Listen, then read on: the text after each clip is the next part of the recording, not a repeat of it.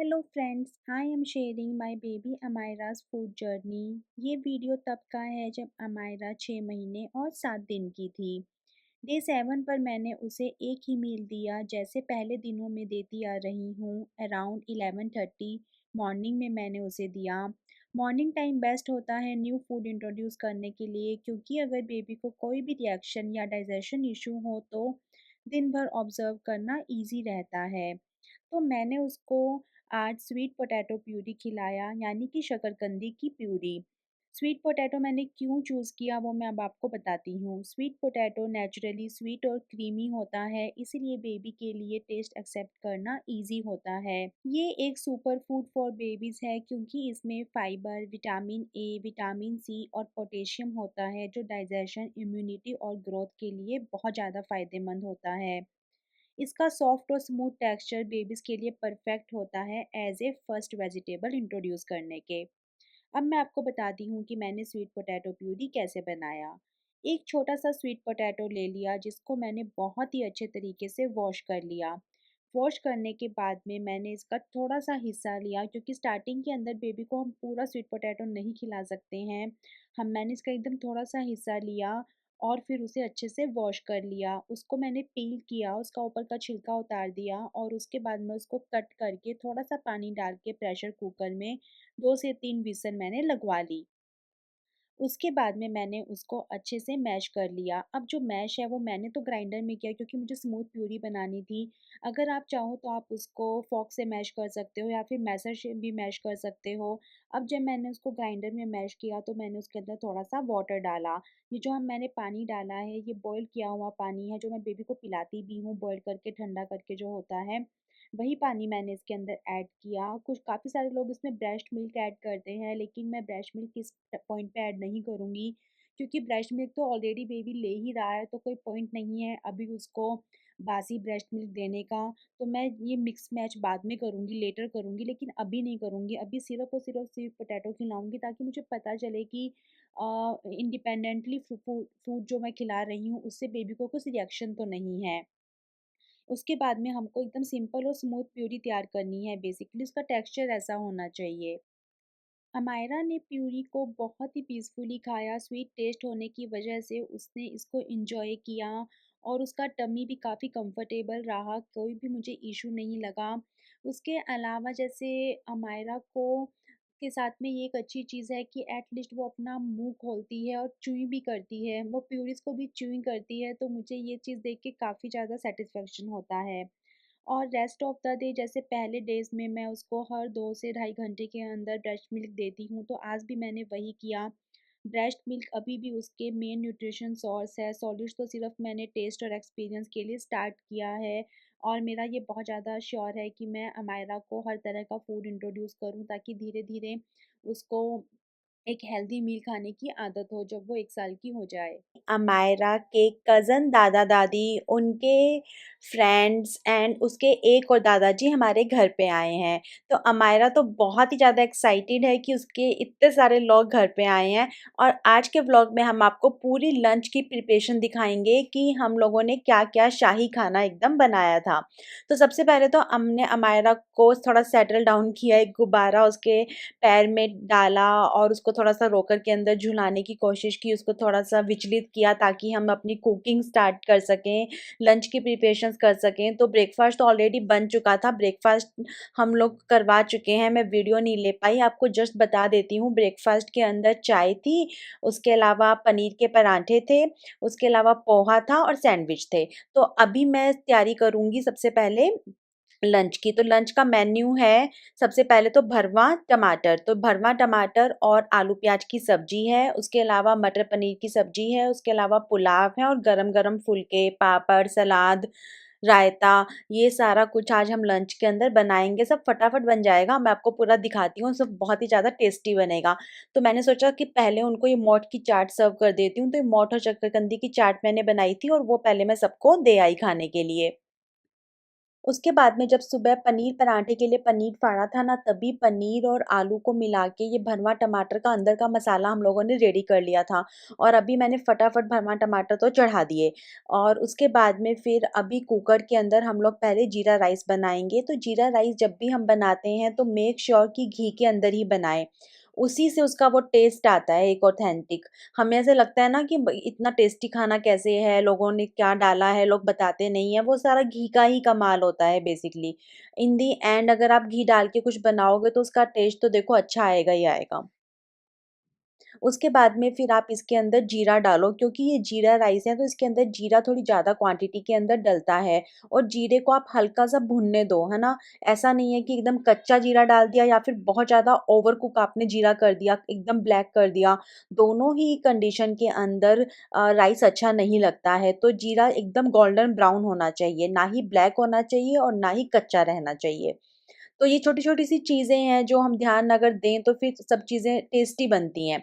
उसके बाद में जो राइस थे उसको हमने ऑलरेडी भिगो रखे थे, क्योंकि काफ़ी सारे लोग हैं तो राइस थोड़ी ज़्यादा क्वांटिटी में ही बनेगा। वैसे तो सब के सब लोग राजस्थान से हैं, तो राइस बहुत ज़्यादा खाते नहीं हैं, चपाती ही खाएँगे, लेकिन फिर भी हमने रख लिया। उसके बाद में हम इसको एकदम अच्छा-सा मिक्स कर देंगे। मिक्स करने के बाद में मैं बीच-बीच में धीरे-धीरे थोड़ा अमायरा को भी देख रही हूँ, क्योंकि उसका बैलून है ना वो पैर से निकाल देती है और फिर वो रोती है। बैलून निकाल देती है और रोना स्टार्ट। उसके बाद में हम इसके अंदर पानी डाल देंगे। तो पानी का ऐसा अनुपात है कि आप पहले तो इसको अच्छे से ऐसे चलाइए, थोड़ा-सा भूंजिए मतलब इसको, है ना? ताकि इसके अंदर एक फ्लेवर और टेस्ट आए, घी भी इसमें पूरा अच्छे से रम जाए।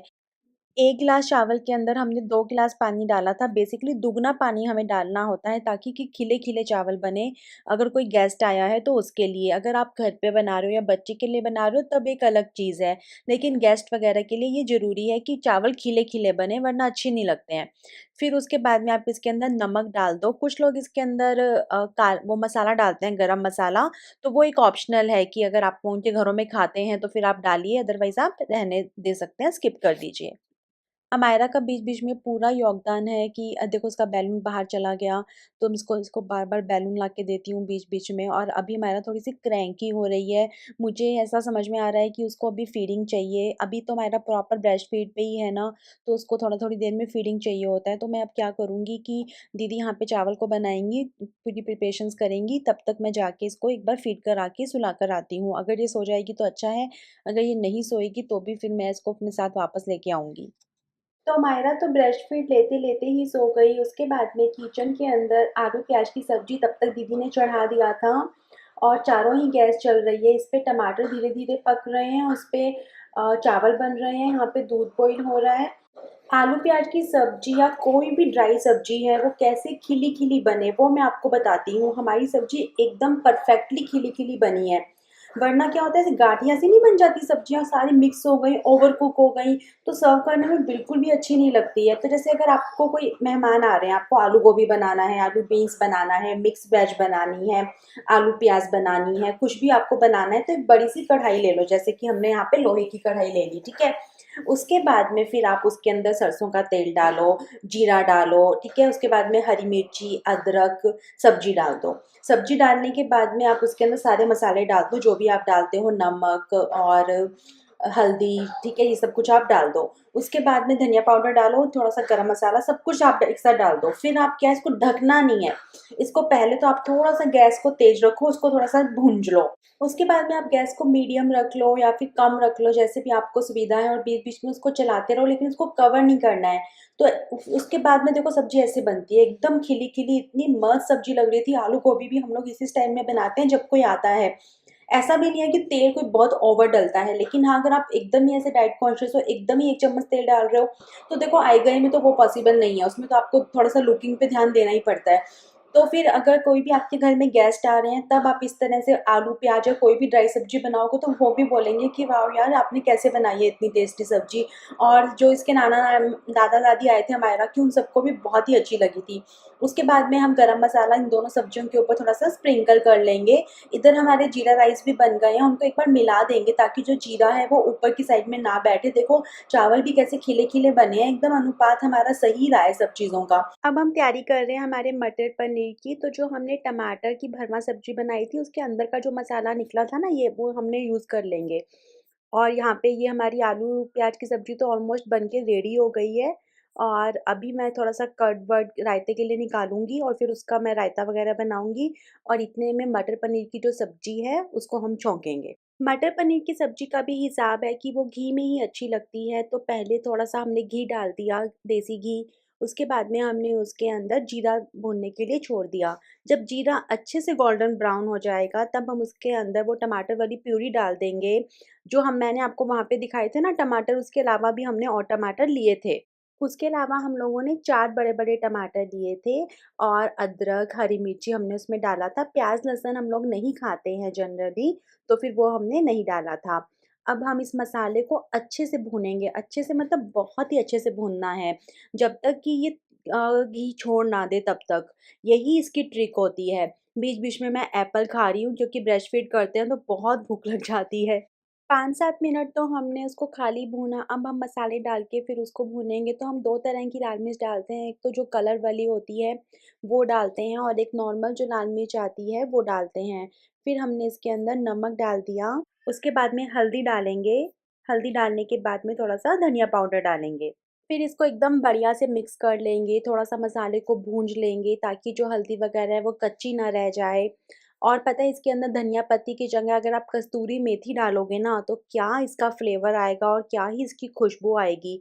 अब देखो जो घी है वो थोड़ा-सा ऊपर दिखने लग गया है एकदम, तो अब इस मौके पे हम इसमें कस्तूरी मेथी डाल देंगे। तो हर चीज़ का हिसाब होता है कि हिसाब से ही डालना है, ऐसे बहुत बुरे तरीके से नहीं डालना है।